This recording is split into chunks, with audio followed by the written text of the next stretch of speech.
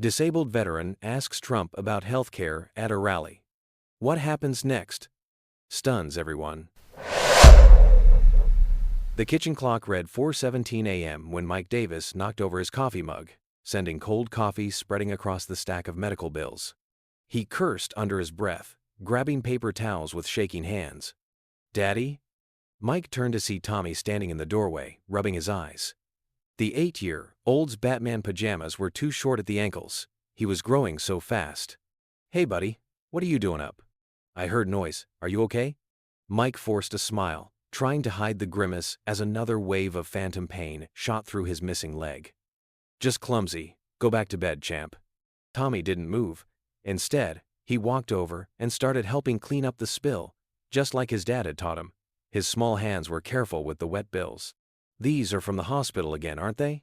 Mike's throat tightened. When did his son get so observant? "Don't worry about that stuff. It's grown-up business." "Is that why you're going to see the president today?" Before Mike could answer, Jenny appeared in the doorway. She was still wearing her nurse's scrubs from her night shift at the VA hospital. The irony wasn't lost on Mike. "Tommy, baby, let's get you back to bed," she said softly.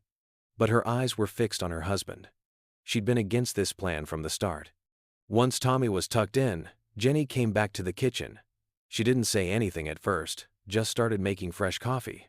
The silence between them was heavy with unspoken words. "The signs are all there," she finally said, measuring coffee grounds. "You're having a bad pain day. You shouldn't go." Mike rubbed his thigh where flesh met prosthetic. "I have to." "No, you don't. There are other ways." "Like what, Jen?" His voice came out sharper than intended. "More appeals? More paperwork? More waiting on hold while some bureaucrat tells me my pain isn't service-related?" He gestured at the pile of bills. "We're drowning here." Jenny slammed the coffee pot down. "You think I don't know that? I see it every day at work. Vets just like you, fighting for basic care. But rushing into a political rally with your PTSD." She wiped her eyes. "What if you have an episode?" "I won't." "You can't promise that." "Last week at Tommy's game." "Don't." Mike closed his eyes, trying to block out the memory. The pain had been unbearable that day. He tried to push through it, wanting to see Tommy pitch. Then, everything went black. He came to with his son crying and a crowd gathering. The shame of that moment still burned. The coffee maker gurgled to life, filling the kitchen with its familiar aroma. Outside, the first hints of dawn were appearing. In a few hours, the rally would start. "Remember what Dr. Martinez said about crowds?" Jenny tried again. "The noise, the chaos." "I remember everything she said. I also remember her telling me my treatment options, right before our insurance denied them." Mike wheeled his chair closer to Jenny, taking her hand. "Look at me, honey. I've thought this through. I've got my coping strategies. I'll take my anxiety meds, but I have to try. For Tommy." Jenny squeezed his hand. "At least let me come with you. You've been up all night at work. You need rest." "Mike Davis, if you think I'm letting you do this alone." A floorboard creaked, and they both turned to see Tommy standing in the doorway again. "I want to come too," he said firmly. Mike and Jenny exchanged looks. "Buddy," Mike started, "it's going to be a long, boring day." "I don't care. You always say Davis men stick together." Mike felt his resolve wavering. "What about school?" "It's Saturday, Dad." Jenny let out a small laugh despite herself. "He's got you there." The sun was fully up now, painting the kitchen in soft morning light. Mike looked at his family, his wife still in her scrubs, his son in his too short pajamas, both of them ready to stand by him. His throat tightened. "Okay," he said finally. "We'll all go. But first, Tommy, you need breakfast. And real clothes. Can I wear my Marines t-shirt? The one that matches yours?" Mike nodded, not trusting himself to speak. As Tommy ran off to change, Jenny wrapped her arms around Mike from behind. "I'm still worried," she whispered. "I know. Promise me something. If it gets too much, the crowd, the noise, anything, we leave. No heroics." "I promise." The drive to the rally site took almost 2 hours. Tommy kept the mood light from the back seat, chattering about his baseball team and his upcoming science project. Mike tried to focus on his son's voice instead of the growing anxiety in his chest. They arrived to find the parking lot already packed. Mike could see the line stretching around the building. Hundreds of people, many wearing red caps and waving flags. His hand instinctively went to his pocket, checking for his anxiety meds. "Look, Dad." Tommy pointed at a group of veterans near the entrance, some in wheelchairs, others with prosthetics like Mike's. "They're like you." Mike nodded, throat tight. They were like him. Proud men and women who'd given pieces of themselves for their country, now waiting in line for a chance to be heard. Getting through security was a challenge. The metal detector kept beeping because of Mike's prosthetic. The guard, a young man who couldn't have been more than 20, looked uncomfortable. "Sir, I'll need to do a pat-down." "He's a Marine," Tommy announced proudly. "He got hurt protecting us." The guard's face softened. He called over his supervisor, and they expedited the process. Mike caught Jenny's eye. Their son's unwavering support kept opening doors. Inside, the stadium was a sea of humanity. The noise hit Mike like a physical force. Chants, music, conversations, all blending into an overwhelming roar. He felt his heart rate spike and reached for Jenny's hand. "We can still leave," she whispered. Mike shook his head. They'd come too far. He focused on his breathing, just like Dr. Martinez had taught him. In through the nose, out through the mouth. They found spots about halfway back from the stage. Standing was hard with his prosthetic, but sitting on the provided chairs was worse. They were flimsy plastic things that made him feel vulnerable. He chose to stand. The hours crawled by. Tommy stayed close, holding his dad's hand whenever the crowd surged or the noise peaked. Jenny kept scanning Mike's face for signs of distress. But Mike's mind was focused on one thing, the note card in his pocket. He'd written and rewritten his question dozens of times. Each version felt inadequate to capture the reality of his situation. How do you sum up years of pain, frustration, and bureaucratic battles in one question? As the rally progressed, Mike watched other veterans in the crowd. Some wore their combat decorations. Others, like him, carried their service in less visible ways, in limps and scars, in haunted eyes and nervous glances at loud noises. Each time the crowd cheered, he saw several of them flinch. "Dad," Tommy tugged at his sleeve, "when are you going to ask your question?" "Soon, buddy. They said there'd be a Q&A portion." "What if they don't pick you?" It was Jenny who answered. "Then we'll find another way. There's always another way." But Mike knew this might be his only chance. The pain in his leg was getting worse. Standing for hours was taking its toll. He shifted his weight, trying to find relief that wouldn't come. Finally, after what felt like an eternity, the Q&A portion began. Aides with microphones started moving through the crowd. Mike raised his hand, trying to catch their attention. Tommy, seeing his father's struggle, raised both his hands and jumped up and down. "Pick my dad," he called out. "Please, pick my dad." People around them started noticing. A few veterans nearby joined in, waving to the aides. One man in a wheelchair spoke into his oxygen mask. "Let the Marine speak." The momentum built. More people joined in. An aide looked their way, then spoke into his headset. Mike's heart pounded. This was it. This was his chance. The microphone was coming toward him. He could feel Jenny's hand squeezing his arm, could hear Tommy's excited whisper, "You can do it, Daddy." Mike reached for the note card in his pocket, but his hands were shaking too badly to read it. It didn't matter. He knew what he needed to say. He'd lived it every day for the past 3 years. The aide reached their section.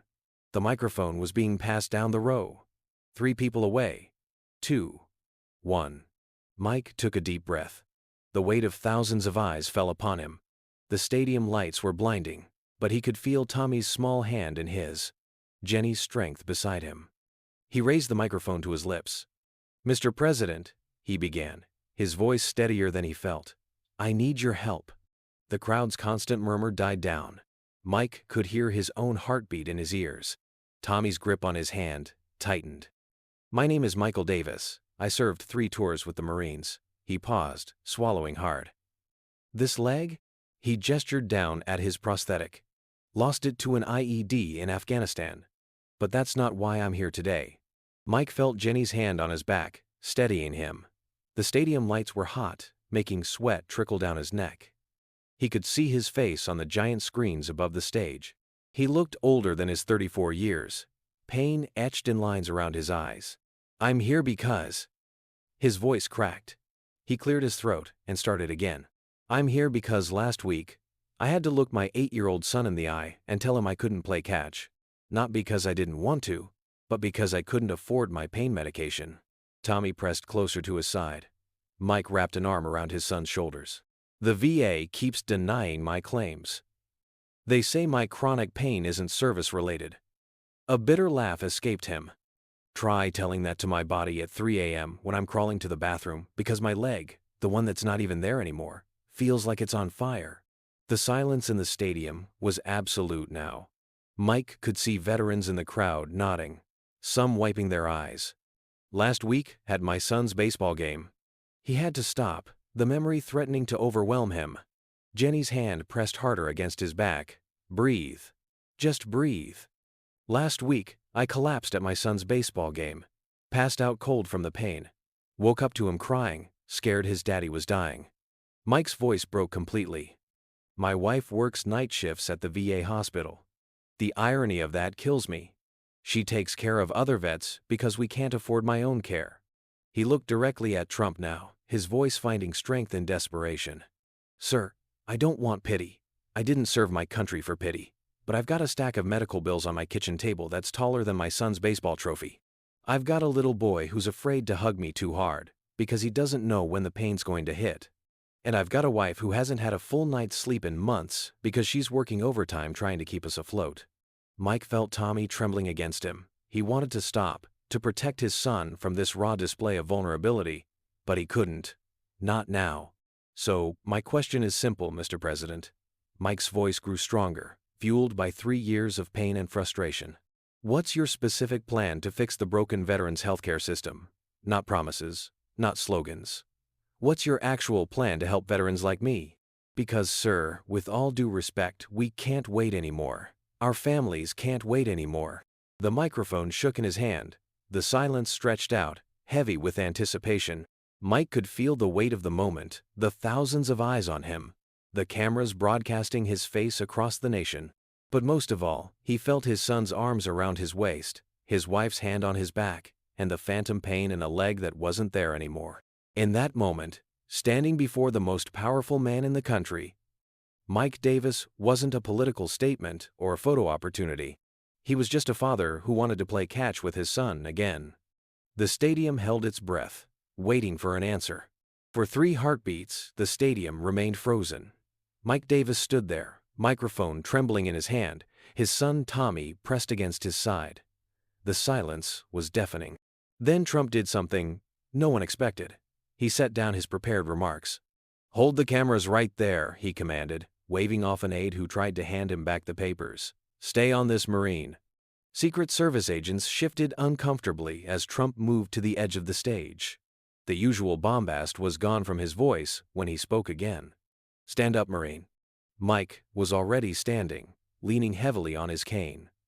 Jenny steadied him as he straightened his back out of pure instinct, muscle memory, from years of following orders. "Everyone, look at this man," Trump continued, his tone different from his usual rally voice. "Really, look at him, not at the cameras, not at your phones. Look at this, Marine, and his family." The spotlight swung fully onto Mike, harsh and bright. He squinted against it, feeling exposed. Tommy's grip on his waist tightened.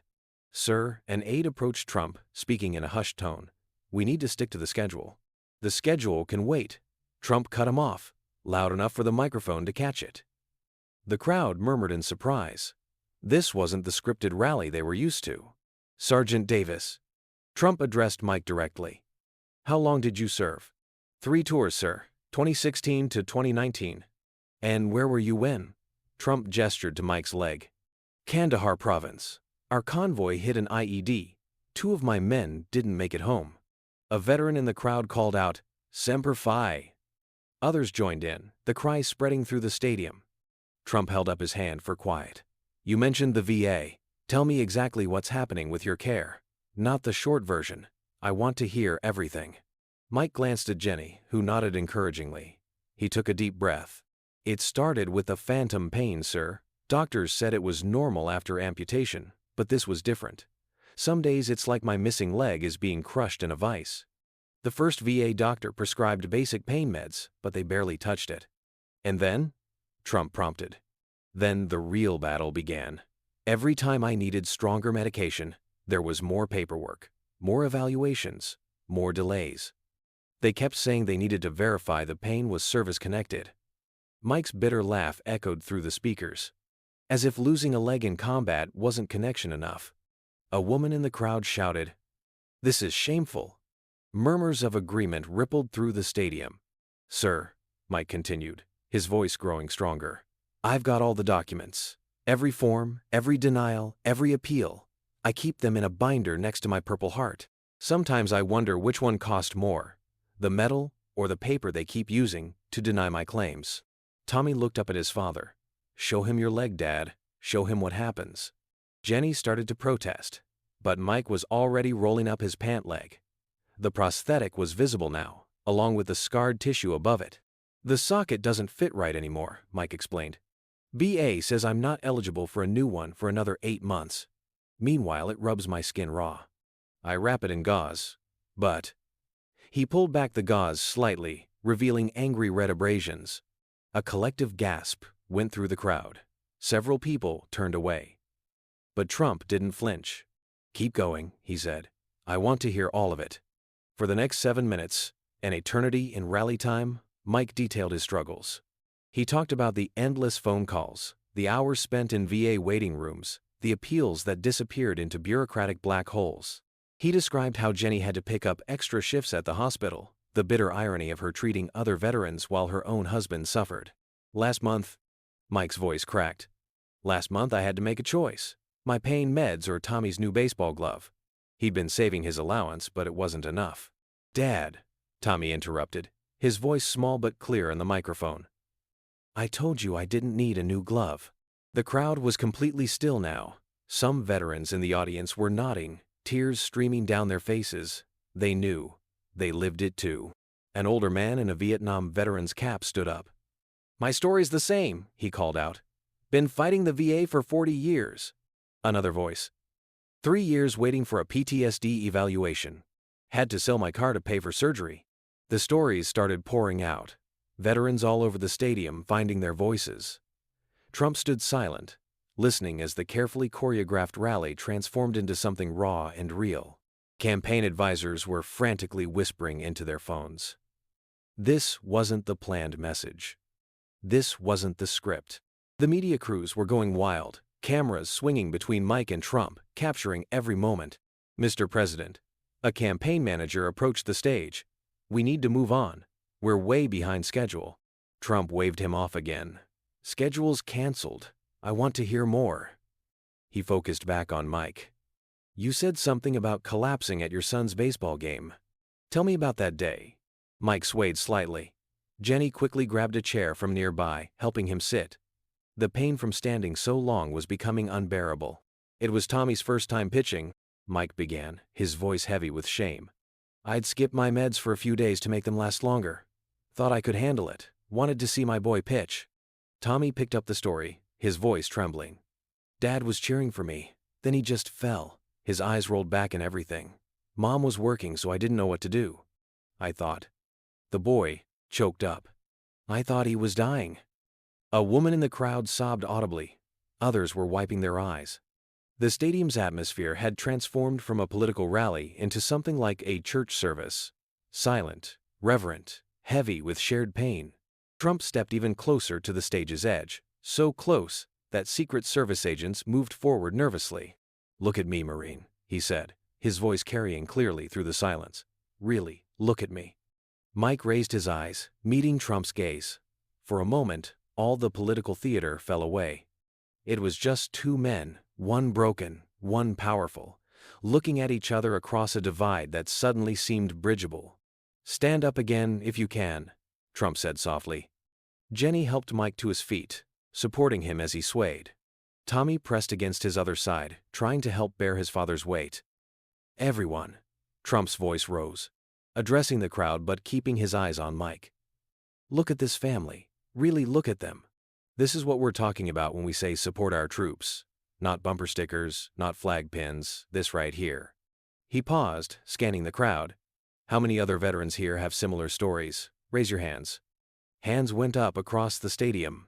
Dozens. Hundreds. Each one representing a story like Mike's, a family struggling, a warrior betrayed by the system meant to protect them. Trump nodded slowly, his face uncharacteristically grave. Then he did something that sent ripples of shock through his staff.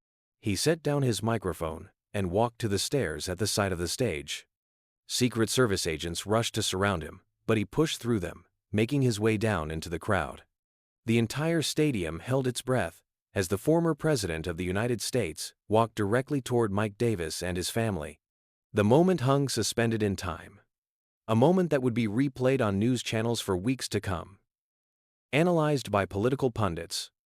Shared millions of times on social media.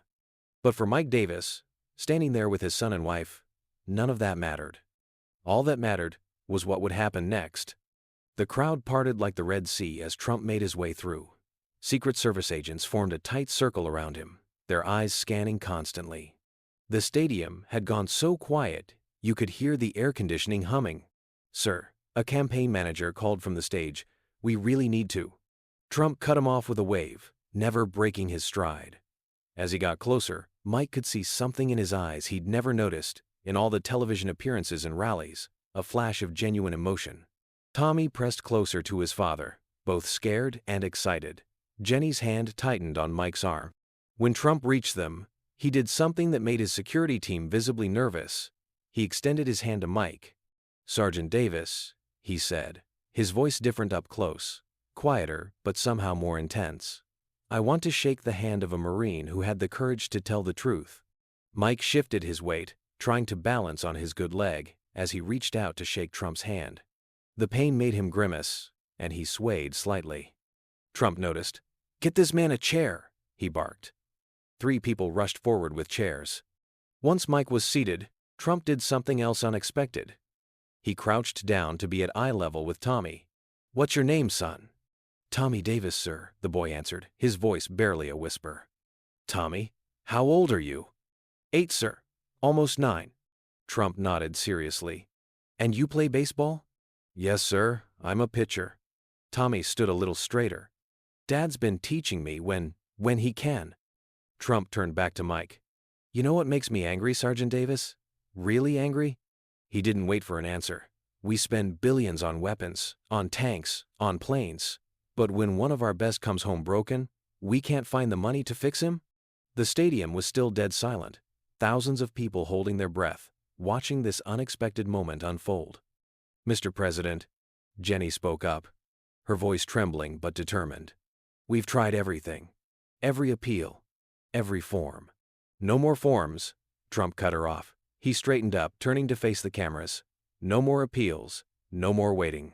He reached into his pocket and pulled out his personal phone. The crowd stirred. Everyone knew about that phone, the one that could set social media on fire with a single tweet. "Right here, right now," Trump announced, his voice carrying across the stadium without need for a microphone. "We're going to start fixing this. Not with speeches, not with promises, with action." Mike felt his heart pounding. Was this really happening? After 3 years of fighting the system, of being ignored, of drowning in paperwork, was change actually possible? Tommy's small hand found his again. In his son's grip, Mike felt both hope and fear. Hope that things might finally change. Fear of being disappointed yet again. Trump held up his phone, making sure the cameras caught the moment. The entire stadium seemed to lean forward, waiting to see what would happen next. "Jim," Trump said into the phone, putting it on speaker so everyone could hear. "I need you to clear your schedule for tomorrow morning. We've got work to do." The voice that answered was clearly surprised. "Mr. President, I'm in a meeting. Cancel it. Cancel everything. I'm standing here with a Marine who's about to change how we do things. And Jim, bring your resignation letter, just in case." The stadium erupted. The stadium was still buzzing with electricity from Trump's phone call when it happened. A commotion erupted near the security entrance, voices rising above the general murmur. "Let me through," a woman's voice rang out. "That's my husband up there." Mike's head snapped up. He knew that voice. Jenny? Through the crowd, they could see security guards trying to block someone's path. A flash of hospital scrubs. The glint of something held high in the air. "Ma'am, you need to step back," one guard started. "I will not step back." Sarah Wheeler burst through the security line, still wearing her VA hospital badge, her face streaked with tears. In her raised hand was a small plastic object that made Mike's heart stop. Tommy's empty inhaler. The crowd gasped as she pushed past the final row of people, emerging into the cleared space where Mike stood with Trump. Secret Service agents moved forward, but Trump held up his hand again. "Let her speak," he commanded. Sarah's scrubs were wrinkled, her hair escaping from its hasty ponytail. She'd clearly come straight from her shift at the hospital. Her hands were shaking as she held up the inhaler. "You want to know what this broken system really looks like?" Her voice cracked with emotion. "This is my son's empty inhaler. He needs a refill, but we can't afford both this and my husband's pain medication this month." The stadium fell silent again. Even Trump seemed taken aback by her raw desperation. "I just finished a 12-hour shift," Sarah continued, her voice rising. "You know what I did today? I helped a veteran with the exact same injury as Mike get the exact same medication we can't afford. Why? Because his paperwork got approved and ours didn't. That's all it came down to. Paperwork." Tommy moved closer to his father, frightened by his mother's intensity. Mike tried to reach for her, but she wasn't finished. "Tell them about last week, Mike," she pleaded, tears streaming down her face. "Tell them what really happened at Tommy's game." "Jenny." Mike's voice was warning, pleading. "No, they need to hear this." Sarah turned to Trump. "My husband didn't just pass out from pain, Mr. President. He had been rationing his medication for weeks, taking half doses, skipping days. He knew Tommy's inhaler prescription was coming due, knew we couldn't afford both." A woman in the crowd sobbed. Others were wiping their eyes. "He didn't want Tommy to miss pitching." Sarah's voice broke completely. "Our 8-year-old son had to watch his father collapse because we had to choose between them breathing." The empty inhaler shook in her raised hand. A news photographer's camera clicked rapidly, capturing the moment. "Mrs. Davis," Trump spoke quietly, "how long has this been going on?" 3 years, 2 months, and 14 days, she answered without hesitation. "That's how long we've been fighting the VA. I know because I mark every appeal on our calendar. Right next to Tommy's baseball games and Mike's bad pain days." She reached into her scrubs pocket and pulled out a folded paper. "This is Mike's latest denial letter. Want to know their reason? Insufficient evidence of service connection. He lost his leg to an IED. What more evidence do they need?" The paper trembled in her hand. Mike could see the familiar VA letterhead, the same one that had been haunting their kitchen table for years. "Jenny," he tried again. "Maybe this isn't the place." "Then where is the place, Mike?" She turned to him, anguish clear on her face. "The VA office where they keep losing our paperwork. The pharmacy where I have to tell them we can't afford your full prescription? Or maybe Tommy's next baseball game, where I pray you don't collapse again because you're trying to be brave for our son?" Tommy's small voice cut through the tension. "Mom, are you mad at Dad?" Sarah's face crumpled. She dropped to her knees, pulling Tommy into a fierce hug. "No, baby. I'm mad at a system that's forcing your daddy to choose between his medicine and your inhaler. I'm mad that you have to be scared every time he comes to your games." The stadium was absolutely silent now. Even the usual whispers and coughs had ceased. Every eye was fixed on this family's raw display of pain and love. Trump stood very still, watching. His usual showman's demeanor was gone, replaced by something more contemplative. Finally, he spoke. "How much?" Sarah looked up, confused. "Sir?" "The medications, both of them. How much per month?" She laughed bitterly. "With our current coverage, Mike's pain medication would be $847. Tommy's inhaler is $235. That's with all the discounts and assistance programs we could find." Trump turned to the crowd. "Over $1,000 a month. That's what we're asking this family to pay. A Marine who gave his leg for this country has to choose between his pain medication and his son's ability to breathe." He walked closer to where Sarah knelt with Tommy. "Stand up, Mrs. Davis." She rose slowly, still holding Tommy close. Mike wheeled his chair next to them, and for a moment, they stood together as a family before the most powerful man in the country. "I made a phone call earlier," Trump said, his voice carrying across the silent stadium. "But I don't think it's enough.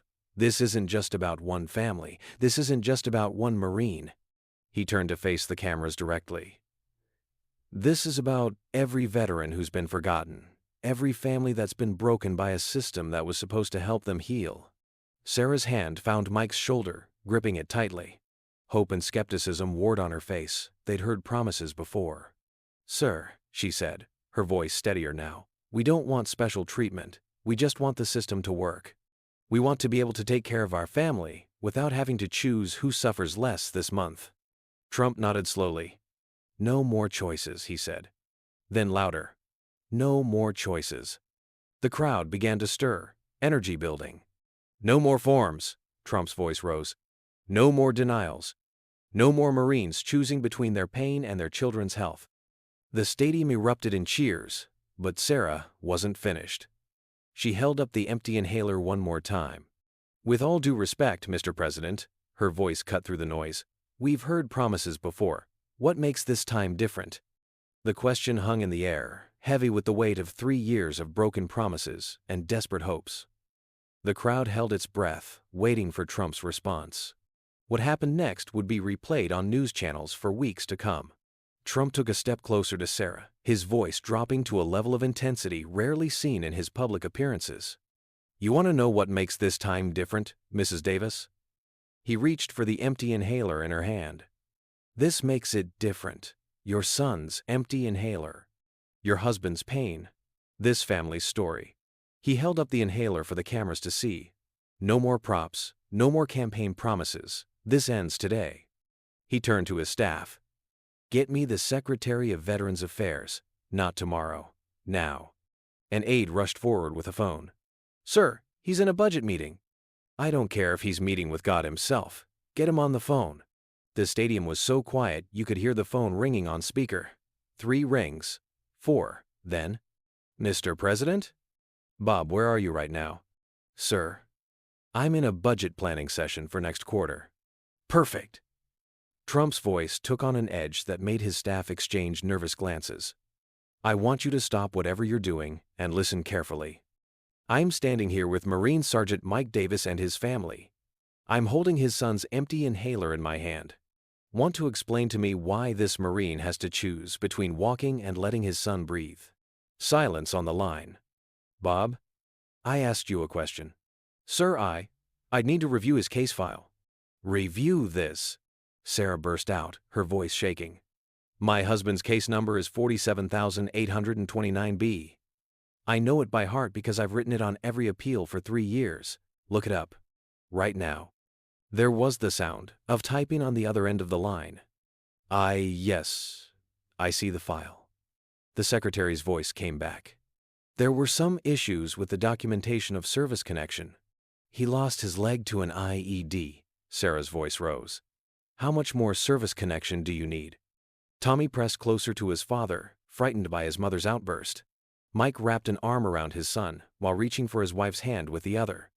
"Bob," Trump's voice was dangerously quiet now, "I want you to listen very carefully. This Marine's appeal?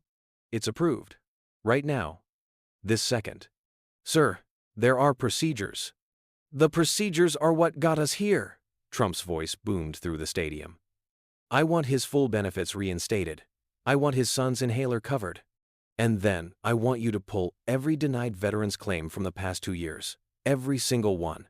And I want them on my desk in 30 days. Mr. President, that's thousands of cases." "Then you better get started." Trump's eyes locked with Mike's. "Because I promise you, Bob, if this family doesn't have their medications by tomorrow morning, you'll be looking for a new job. Do I make myself clear?" "Yes, sir. Crystal clear." "Good. Expect my call in the morning." Trump ended the call and turned back to the Davis family. "Mrs. Davis, take your son to the pharmacy first thing tomorrow. If they give you any trouble, you call the number my staff is going to give you." Sarah stood there, stunned. The empty inhaler slipped from her fingers. Mike caught it, his hands shaking. "Mr. President," he started, his voice thick with emotion, Number, Trump cut him off. Don't thank me. This isn't a favor. This is what should have happened 3 years ago. He turned to address the crowd. This is what should happen for every veteran who serves this country. No more waiting. No more denials. No more choosing between a father's pain and a child's breath. The stadium erupted in cheers. Veterans throughout the crowd were standing, many in tears.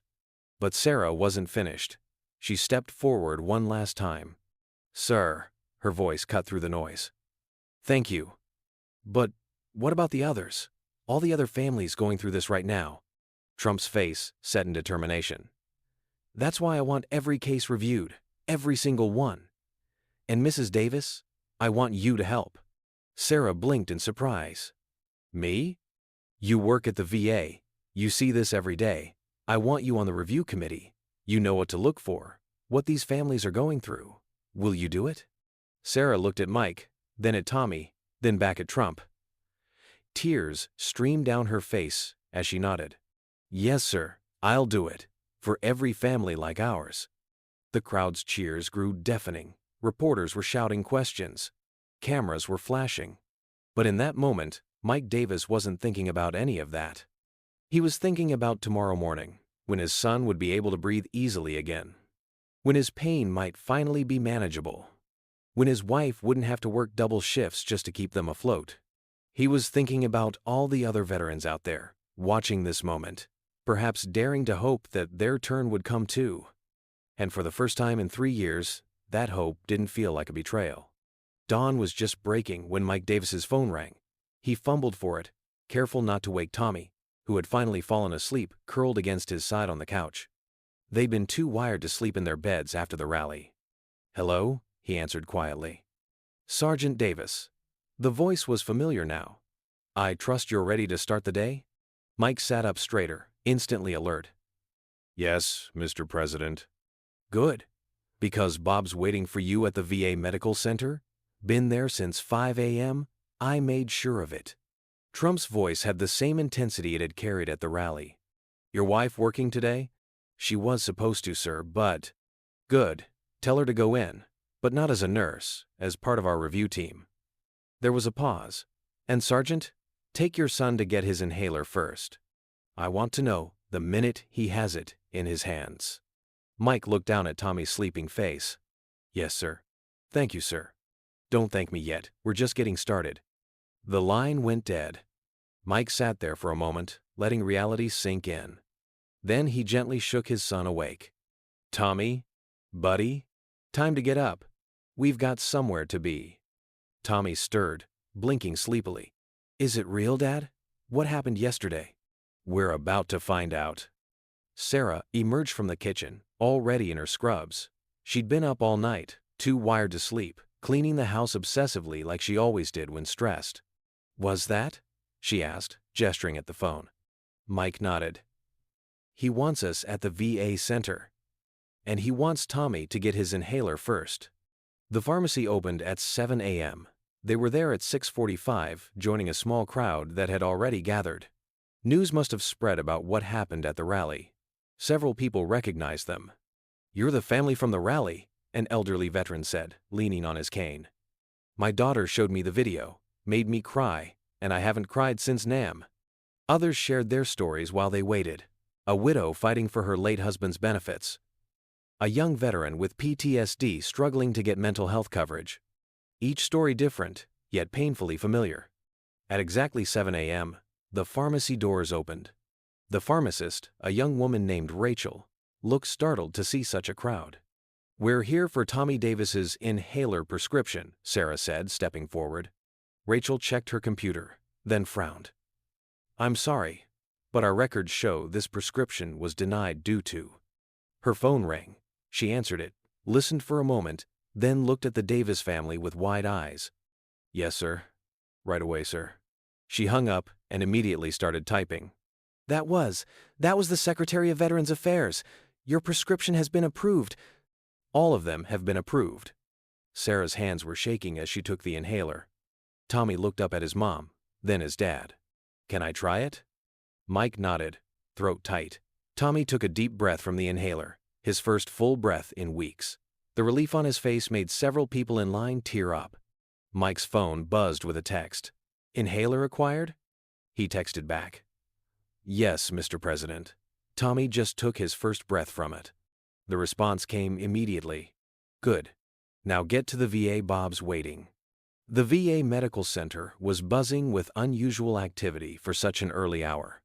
Staff were rushing around, phones were ringing constantly, and in the middle of it all stood the Secretary of Veterans Affairs, looking like he hadn't slept. "Sergeant Davis," he called out when he saw them. "Mrs. Davis. And you must be Tommy." He knelt down to Tommy's level. "How's that new inhaler working?" "Good, sir," Tommy replied shyly. "I can breathe better now." Bob stood up, addressing Mike and Sarah. "We've been here since 5 a.m., reviewing your case and setting up the review process for others. Your full benefits are reinstated, backdated to your original claim. You'll receive compensation for all out-of-pocket medical expenses from the past 3 years." Mike felt his legs go weak. Sarah grabbed his arm to steady him. "And the other veterans?" she asked. "The ones from the rally?" "We've set up a command center in Conference Room A.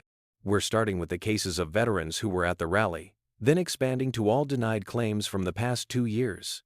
He turned to Sarah. "Mrs. Davis, the President was quite insistent that you be part of this process. We've arranged for your nursing shifts to be covered. You'll be paid your full salary plus overtime for serving on the review committee." Sarah's eyes filled with tears. "When do we start?" "Now, follow me." Conference Room A had been transformed into a war room. Dozens of computers had been set up, each staffed by a VA employee. On the wall, a large screen displayed a running tally of cases reviewed and approved. "Each case gets 3 reviews," Bob explained.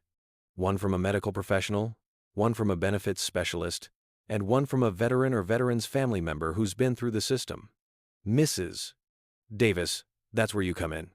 A young woman approached with a laptop. "Mrs. Davis? I have your first case ready for review." Sarah squeezed Mike's hand, then followed the woman to a workstation. Soon she was immersed in reading, her nurse's training and personal experience giving her unique insight into each case. Mike watched her for a moment, then turned to Bob. "What about my pain management?" "Doctors waiting in room 112. Full evaluation, new prescription, and we'll be fitting you for a new prosthetic this afternoon." Bob checked his phone. "President's been texting me updates every hour. I don't think he slept either." Tommy tugged at Mike's sleeve. "Dad, can I stay and watch Mom help the other veterans?" Mike looked at Bob, who nodded. "We'll set him up with some coloring books in the corner. Might do everyone good to see who we're really fighting for." Over the next few hours, the scene in Conference Room A became both heartbreaking and hopeful. Veterans and their families started arriving, drawn by news of what had happened at the rally. Each brought their own story, their own stack of denied claims. Sarah's voice rang out clearly as she reviewed each case. "Approved. Approved. Expedited approval needed. Critical care required." Around noon, Mike returned from his medical appointments, walking more smoothly, with properly managed pain medication, for the first time in years. He found Tommy helping distribute water bottles to the review team, while Sarah was deep in discussion with another nurse about a particularly complex case. His phone buzzed again. "Progress report?" Mike texted back. Sarah's reviewed 47 cases, all approved. New pain meds working. Tommy's becoming the unofficial mascot of the review team. The response: "Good, keep going. Bob's job depends on it." Sarah looked up as Mike approached her station. "You're walking better already," she noticed, smiling through her tears. "New meds. And they're scheduling surgery to repair the nerve damage they found." He gestured at her computer screen. "How's it going here?" "It's..." She wiped her eyes. "Mike, these stories. Every single one could have been us. The system's been failing so many families." "But not anymore." Tommy piped up from where he was organizing files. "Right, Mom?" Sarah pulled their son into a hug. "Right, baby. Not anymore." By the end of the first day, the review team had processed over 500 cases. Each approval meant a veteran would sleep better that night, a family would worry less, a child might get needed medication. As they were preparing to leave, an aide rushed in with a tablet. "President wants to FaceTime with the team." Everyone gathered around as Trump's face appeared on the screen. He looked tired, but satisfied. Bob tells me you've set a new record for cases reviewed and approved in a single day, he said. Mrs. Davis, I hear you're a natural at this. Sarah blushed. Just doing what needs to be done, sir. How's the inhaler working, Tommy? Tommy held it up proudly. Great! And Dad can walk better now, too. Trump nodded seriously. Good. Because this is just the beginning. Tomorrow we start on year 2 cases. I want every denied claim reviewed by the end of the month. No exceptions. As they drove home that evening, Tommy fell asleep in the back seat, clutching his inhaler. Mike reached for Sarah's hand across the console. You okay? It was an intense day. She squeezed his hand. For the first time in 3 years, I feel like I'm really helping veterans, not just putting bandages on wounds the system caused. She paused. Do you think it'll last, the changes? Mike thought about all the families he'd seen that day, about the determination in the review team's eyes, about the pressure Trump was maintaining on the VA leadership. I think, he said slowly, sometimes it takes one story to change everything. One family brave enough to speak up. One leader willing to listen. He glanced at Tommy in the rearview mirror. One child's empty inhaler, to make people finally see the truth. Sarah wiped away tears. I have 30 more cases to review tomorrow. And I have physical therapy at 9. Mike smiled. Want to bet Tommy's going to charm his way into helping the review team again? He's going to grow up seeing how change really happens, Sarah said softly. Not through forms and procedures, but through people caring about other people. As they pulled into their driveway, Mike's phone buzzed one last time. Day 1 complete. Ready for day 2? Mike looked at his sleeping son, his dedicated wife, thought about his pain-free legs and typed back. Yes, sir. We're just getting started. The system hadn't been completely fixed in one day. There were still battles to fight, changes to make, veterans waiting for help. But for the first time in years, hope wasn't just a word. It was a promise being kept, one case at a time. In the weeks that followed, the story of the Davis family became a symbol of both what was wrong with the system and how it could be fixed. News crews came and went, each wanting to tell the story of the veteran who spoke up and the president who listened. Dad! Look! Tommy called out one morning, pointing at the television. CNN was showing footage from the rally again, focusing on the moment Sarah held up the empty inhaler. We're famous! Mike turned down the volume as political analysts debated the impact of what they were calling the Davis effect on veteran healthcare reform. Being famous isn't the point, buddy, he said, pulling Tommy close. What matters is helping other families like ours. The phone rang. It was Sarah calling from the VA center. She was still working full-time on the review committee, her nursing expertise proving invaluable in understanding complex medical claims. You won't believe this, she said, her voice excited. Remember that Vietnam vet from the pharmacy line? His appeal just got approved. Full benefits, backdated 20 years. He's crying, Mike. Says he can finally get the surgery he's been needing. Mike smiled, remembering the elderly veteran who'd approached them that first morning. How many cases approved so far? We just passed 10,000, Sarah replied. Bob says we're on track to review every denied claim from the past 2 years by the deadline. And, she paused dramatically, the president just approved funding for 10 more review centers across the country. They want me to help train the new teams. Tommy, listening on speakerphone, bounced excitedly. Mom's going to be a teacher! Something like that, baby. Sarah's voice softened. How was physical therapy this morning? Mike flexed his leg, still amazed at how much better it felt with proper treatment. Doc says I'm making excellent progress. Might even be able to try jogging soon. Jogging? Tommy's eyes went wide. Really? Really. But first, someone has a baseball game this afternoon, right? There was a moment of silence on the phone. They all remembered the last game, when Mike had collapsed from pain. You sure you're up for it? Sarah asked quietly. Got my meds, got my new prosthetic fitting, and got my son's first start as pitcher to watch. Mike ruffled Tommy's hair. Wouldn't miss it for the world. Later that afternoon, sitting in the bleachers at Tommy's baseball game, Mike reflected on how much had changed. His phone buzzed with a familiar number. Enjoying the game, Sergeant? Trump's voice came through clearly. Yes, sir. Tommy's about to take the mound. Good. Bob tells me we've passed 10,000 approved claims. Sarah just told me. She also mentioned the new review centers. Your wife's doing amazing work, Sergeant. We need more people like her in the system. There was a pause. How's the leg? Better than it's been in years, sir. Thank you. Don't thank me. Thank your family for having the courage to speak up. Another pause. You know, some people said I was crazy to stop a rally for one veteran's story. Said it was political suicide. To admit the system was broken. Mike watched as Tommy took his position on the pitcher's mound, standing tall and confident. And now, sir? Now they're calling it the biggest reform of veteran healthcare in decades. But you know what I call it? What's that, sir? A promise kept. Now go watch your son pitch. I hear he's got a mean fastball. Mike laughed. Getting better every day, sir. As he hung up, Mike caught Sarah's eye across the bleachers where she sat with her review team colleagues who'd come to support Tommy. She smiled, and in that smile was everything they'd fought for. The right to be a normal family again, to watch their son play baseball without fear, to help other families find their way back to normal too. Tommy looked up at the bleachers, found his parents, and waved. Mike waved back, his eyes misty.